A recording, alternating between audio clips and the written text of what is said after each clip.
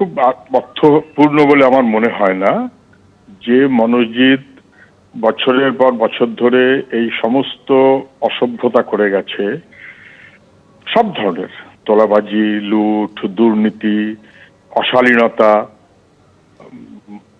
লুম্পেনগিরি, এই সমস্ত, পুলিশ পিটিয়েছে, প্রিন্সিপালের ঘরে ভাঙচুর করেছে, এই সমস্ত অভিযোগ হয়েছে, কলেজ কর্তৃপক্ষ অভিযোগ করেছে, ওয়েবকুপা লোকেরা অভিযোগ করেছে, তৃণমূল ছাত্র পরিষদের লোকেরা আপত্তি করেছে, অভিযোগ করেছে।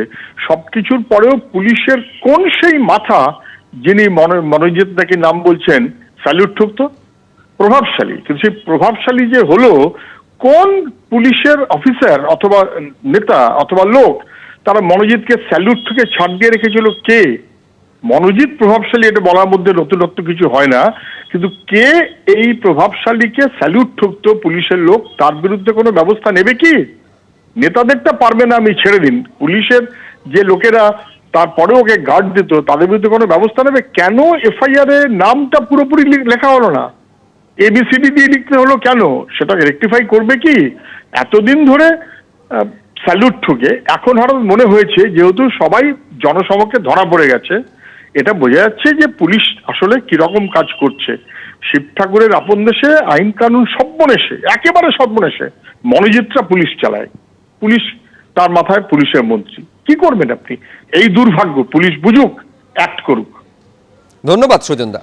আদালতে জমা দেওয়া পুলিশের নথি, সেখানে পুলিশই দাবি করছে মনোজিৎ মিশ্র অত্যন্ত প্রভাবশালী। কসবা গণধর্ষণ কাণ্ডে মনোজিৎদের বিরুদ্ধে যুক্ত করা হলো অপহরণের ধারা।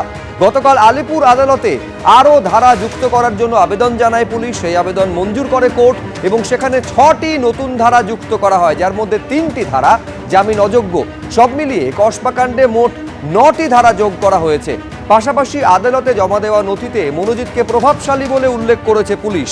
পুলিশের দাবি, অভিযুক্তরা পরস্পর বিরোধী বয়ান দিয়ে তদন্তকে ভুল পথে চালিত করার চেষ্টা করছে। মানে পুলিশকে আমি কি বলবো সেটা আমি ঠিক ভাষা খুঁজে পাচ্ছি না। হ্যাঁ, এখন নতুন ধারা যোগ করুক, নতুন ধারাপাত যোগ করুক, তাতে আমার কোনো আপত্তি নেই, কিন্তু কোর্টে দাঁড়িয়ে এই ছেলেটি প্রভাবশালী, হ্যাঁ, এটা বলার কি অবকাশ আছে? হ্যাঁ, যিনি জাজ বসে আছেন তিনি তো বাংলারই মানুষ, তিনি তো ঘাসে মুখ দিয়ে চলেন না। যার সঙ্গে ফেসবুকে শুরু করে সোশ্যাল মিডিয়ায় তৃণমূলের নাম্বার 2 তার 1:1 ছবি পাওয়া যায়। তৃণমূলের বহু নেতার যে ছবি পাবেন না আপনি, স্বীকৃত নেতাদের যে ছবি পাবেন না, যে ভাঙচুর করে আবার সেই কলেজেই চাকরি পায়, যে মানুষটার নামে 10খানা 11খানা মামলা থাকলেও পুলিশ তার কেশাগ্র ছুঁতে পারে না, হ্যাঁ, সে যে অভাবশালী নয়, প্রভাবশালী, এটা লিখে প্রমাণ করতে হয় না।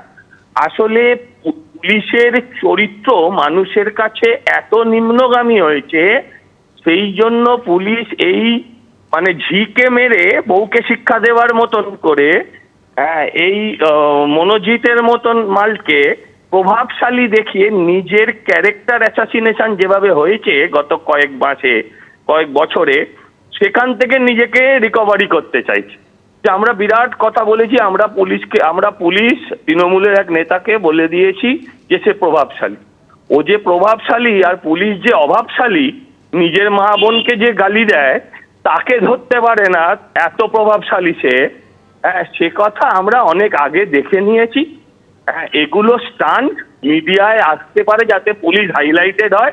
পুলিশ বিরাট কাজ করছে, ভবিষ্যতের এফআইআর যেন MJP এসব দিয়ে না করে, এবং এই ফাঁক দিয়ে যাতে অপরাধীরা না গলে যায়, খাড়া না যোগ করে, যেভাবে এফআইআর করেছিলেন সেই এফআইআরটা রেকটিফিকেশন করা যায় কিনা সেইটা বরঞ্চ পুলিশ করুক।